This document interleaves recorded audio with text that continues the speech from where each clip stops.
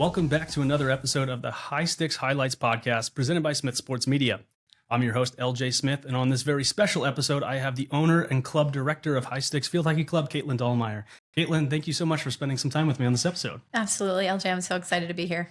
So let's talk about what's been going on the last 2 months since indoor season started within High Styx Field Hockey Club. Yeah, it's been a great start to the season. We've started with our largest number of athletes that we are working with within the club. We have about 80 athletes that are at the U8 through U12 level. And then we have another 80 that are in the U14 through U19 level as well. So we have a lot of athletes that have been working really hard the last 2 months. We've got over 20 coaches working with us as well. It's a really strong group. So we've seen a lot of success early on this season. We started with a regular season tournament over at Spooky Nook in Lancaster. We came home with 3 medal winners, 2 U16 teams, and one of our U14 teams. Started the season really strong with a lot of wins. And then we went to a new event called the National Indoor Festival down in Ocean City, Maryland. It was a brand new, hopefully it will become an annual event. So we were excited to travel. We took everyone down. We spent some time with the families in Ocean City, and we actually were able to secure 2 medals. So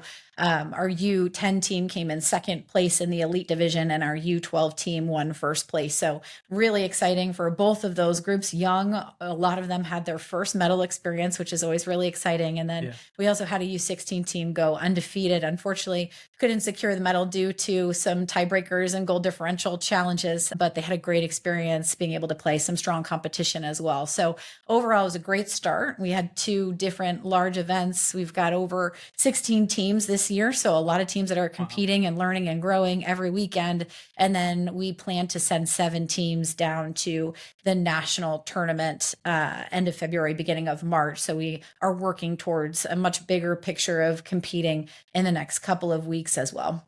That's incredible. The experience for that young group of individuals that are in the program. You mentioned over 80 kids in that U8 and up, and then another 80 athletes involved in the U14 and up. So how important is that to have the accessibility you have to get that many teams to go and medal and play in these big tournaments? Yeah, it is a challenge at times. There's a lot of athletes and a lot of families to communicate with and make sure that we can get them excited about traveling. We actually just recently, a couple years ago, added the U10 division. So we had not had one for a long time. And then we had such great interest that we decided to add the U8s as well. And so with our U10 group, we went from just last year having 1 team to this year having 4 teams. So the popularity is growing, which excites all of our coaches because, of course, this is a passion we all have and want to share it with as many families as possible. So we're really thrilled to see the numbers growing at a very early age and then working to develop throughout the club over time. And then the families that get to experience these trips with their children, what is that like as a director and seeing your coaches get to mingle with the students and the families that are involved in your club? Yeah, we have a lot of families that have multiple children within the club, and that's always really fun to see a big sister come and sit on the sidelines to cheer on their little sister and vice versa. So it becomes a really nice family dynamic. It's also great to get to know the families and see their sacrifices and commitments to making sure that their kids get to have this experience, because it is an experience that not every family can afford, both time-wise, financially. And so we work with every family to try to make it feasible for them in whatever way it needs to be so that their athletes can have this experience. With the upcoming months ahead with the indoor season, what do we have to look forward to for High Styx Field Hockey Club?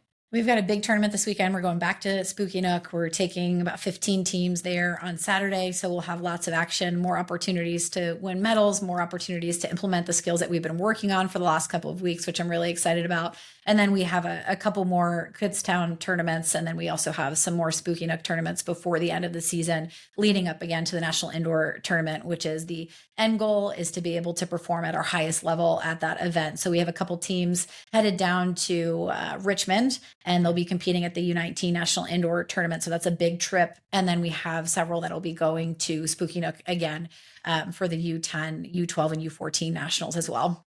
Excellent. Caitlin Dallmeyer, the owner and club director of High Styx Field Hockey Club. Thank you for spending some time with me on this field hockey update. Thanks, LJ.